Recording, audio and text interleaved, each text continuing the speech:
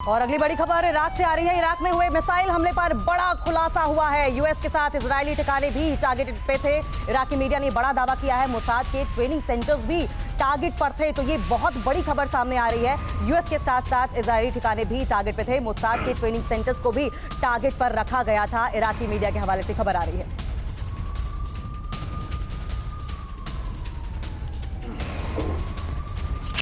तो देखिए, ये बड़ी जानकारी है। यूएस के साथ इजरायली मोसाद की ट्रेनिंग सेंटर्स थे और उसको भी निशाना बनाया गया। मनीष झा, यहां पर आपको मैं चर्चा में लाना चाहूंगा। ये जो नई जानकारी सामने आई है, और जैसा कि हमने पहले भी अपने दर्शकों को बताया कि यहां पर मोसाद के ट्रेनिंग सेंटर्स भी थे।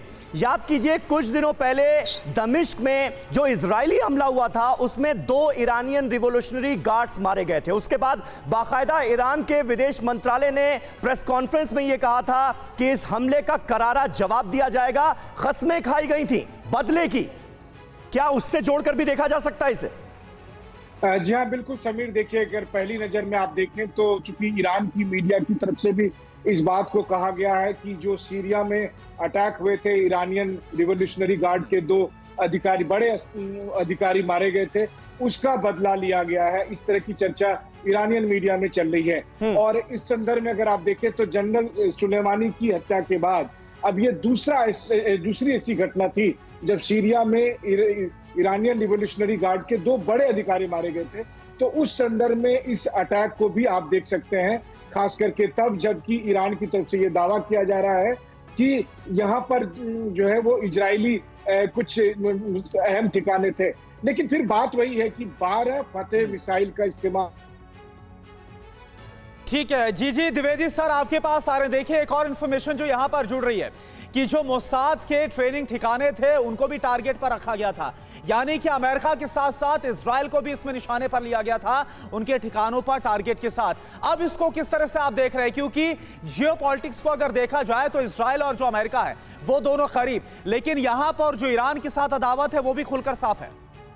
बिल्कुल समीर, देखो, ईरान जो है वो अमेरिका और इजराइल को जब भी मौका मिलता है टारगेट करता है, क्योंकि अमेरिका और इजराइल के बहुत ही गहरे रिश्ते हैं। और ये जो बेस है, बड़ी इसकी स्ट्रेटेजिक इंपॉर्टेंस है, क्योंकि इसमें ट्रेनिंग सेंटर हैं और यहाँ से काफ़ी इंटेलिजेंस भी ली जाती है। तो ये जो हमला किया गया ये बहुत सोच समझ के किया गया। और जैसे मैंने पहले भी आपका जिक्र किया था कि जो 2 रेवोल्यूशनरी गार्ड जो हैं वो सीरिया दमास्कस के पास जब हमले में मारे गए, तो एक ईरान का ये एक प्रथा है कि वो जब भी ऐसा कोई हमला होता है तो जब उसके कोई रेवोल्यूशनरी गार्ड के जो उसके रेवोल्यूशनरी गार्ड के सैनिक यहाँ वैसे नुमाइंदे मारे जाते हैं तो वो काफी कड़ी तरह से उसका रिस्पांस देता है। तो ये जो रिस्पांस है ईरान का, इसको हम नजरअंदाज नहीं कर सकते। इसके पीछे एक गहरी सोच है, एक बहुत कैलिब्रेटेड तरीके से ये किया गया है। और जिस तरह अगर द्विवेदी सर इसको थोड़ा सा आप और एलाबोरेट कर पाए, जिस सोच की आप बात कर रहे हैं, मिडिल ईस्ट का आना, इस वॉर टेंस सिचुएशन के बीच में, रशिया यूक्रेन के बीच जारी बीच में, और दूसरी तरफ मिडिल ईस्ट या आप इसे वेस्ट एशिया जो आप इसे कोट करना चाहें, इसका आवाज आना, इस सिचुएशन को जरा और एलाबोरेट कीजिए। अब ये कहां जाते हुए नजर आ रहा है? देखो, वेस्ट एशिया में काफी बदलाव आ रहे हैं।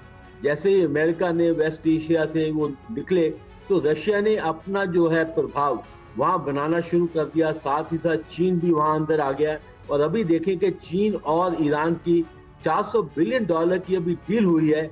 और रशिया और चीन चाहते हैं कि जो जगह स्पेस अमेरिका ने छोड़ी है वो उस पर पूरा तरह कब्जा किया जाए।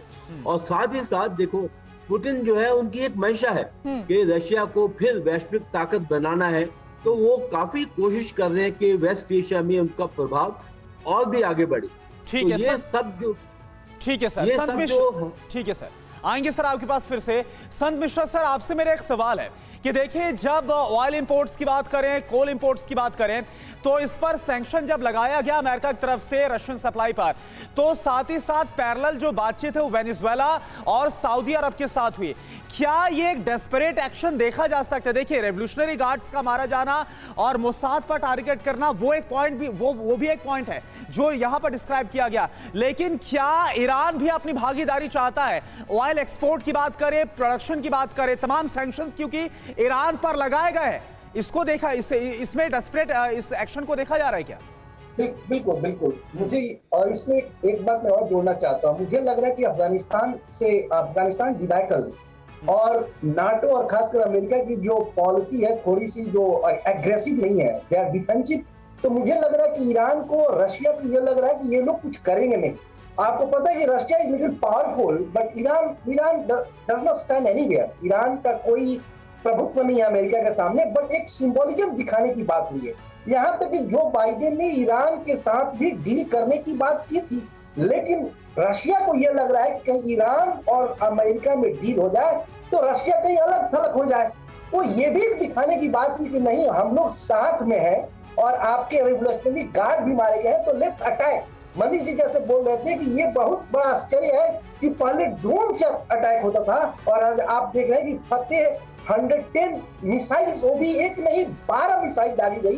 तो कहीं ना कहीं इनके इनकी जो इंकरेजमेंट मिल रही है ये दर्शाता है।